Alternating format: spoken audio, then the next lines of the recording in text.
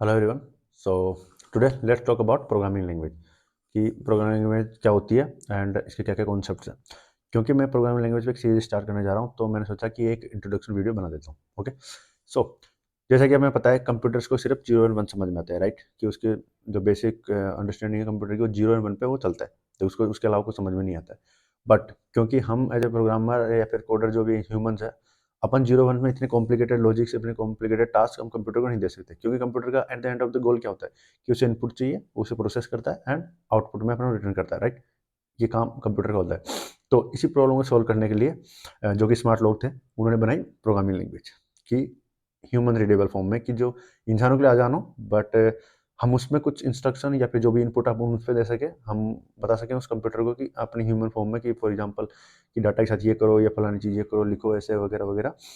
But at the end of the day compilers वगैरह कुछ systems बनाए उन्होंने, लाइक सॉफ्टवेयर्स वगैरह, जो उन चीज़ अपनी जो ह्यूमन रीडेबल फॉर्म में जो अपन लिखते हैं उसको कंपाइल करके, मतलब कंपाइल की प्रोसेस होती है जिसके अंदर उस जो ह्यूमन रीडेबल फॉर्म में जो अपन ने लिखा है टास्क इंस्ट्रक्शन वगैरह, उसको कन्वर्ट कर दें जीरो एंड वंस में।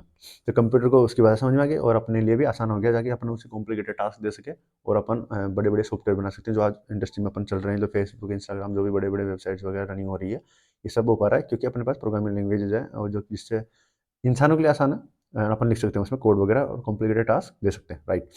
सो अभी स्टार्ट करते हैं कि इसके कॉन्सेप्ट क्या क्या है, मतलब एक प्रोग्रामिंग लैंग्वेज में क्या क्या होना जरूरी है। तो अपन करते क्या है कि डाटा होता है, उसको मैनिपुलेट करने का काम प्रोग्रामिंग लैंग्वेज के थ्रू अपन करते हैं। डाटा को स्टोर कराना होता है मेमोरी के अंदर, उसे निकालना होता है। तो उसके लिए क्या जरूरी होता है, डाटा वेरिएबल्स जिसके अंदर अपन डाटा को स्टोर कराते हैं। तो जब प्रोग्रामिंग लैंग्वेज में वेरिएबल्स होना बहुत जरूरी है, क्यों? क्योंकि अपन को इन्फॉर्म लाइक कुछ करना है, जैसे कि मैं चाहता हूँ कि पर्टिकुलर कुछ चीज़ करना है उसके अंदर, तो पहले मुझे डाटा तो चाहिए मेमोरी के अंदर, उसके बाद ही तो उसके ऑपरेशन परफॉर्म करूँगा। तो उसको डाटा निकालने का तरीका कि कैसे स्टोर कराते हैं, तो वेरिएबल्स हो गए। किस टाइप का डाटा है, कि इस टाइप की डाटा बहुत तरीके का होता है, like string, like integer, float, Boolean वगैरह बहुत सारे होगा।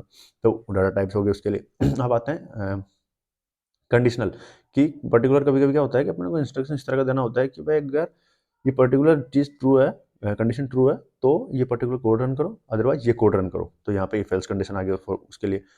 और क्या होता है कि दूसरा कॉन्सेप्ट क्या होता है कि मान लो आपका बहुत सारा डाटा है, कि मेमोरी में आपने डाटा लिया है बहुत सारा, कि आपके यूजर्स है, थाउजेंड्स ऑफ यूजर, एंड आपको पर्टिकुलर यूजर पे कुछ चेक करना है कि ये पर्टिकुलर नाम का यूजर एग्जिस्ट करता है नहीं करता। तो आप क्या करोगे, आप मेमोरी में जाओगे, एक एक को निकालोगे, चेक करोगे, राइट? इफ एल्स कंडीशन लगा के कि इफ दिस यूजर एग्जिस्ट और नॉट। तो बट आपके पास अब मेमोरी के एड्रेस, तो हर मेमोरी के एड्रेस जा जाके थोड़ी चेक करोगे आप, तो आपको लीजिए कुछ ऐसा कि रिपीटेटिव वो ऑटोमेटिकली चलता जाए। तो उसके लिए लूप्स आ गए, कि अपन लूप चला लेंगे उसके ऊपर, एंड उसके लूप के अंदर अपना लॉजिक लिख देंगे कि, और वो लूप संभाल लेगा सब अपने आप उस मेमोरी एड्रेस से जा जाके, जितने भी अपने पास यूजर्स है वो सब पे चेक कर लेगा। तो उसके लिए लूप्स हो गए। किस टाइप के लूप्स होते हैं? फॉर लूप्स हो गए, वाइल लूप हो गया, डू वाइल लूप हो गया, और बहुत सारे होते हैं, but the concept is looping. Like concept चाहिए अपने को कि लूप का भी कोई सिस्टम होना चाहिए। एंड फिर आते हैं अपने पास फंक्शंस। फंक्शंस क्या करते हैं कि मान लो कभी कभी आपको कुछ पर्टिकुलर ऑपरेशन परफॉर्म करना है, बट आपको इनपुट डिफरेंट चाहिए, लॉजिक सेम है बट इनपुट डिफरेंट है।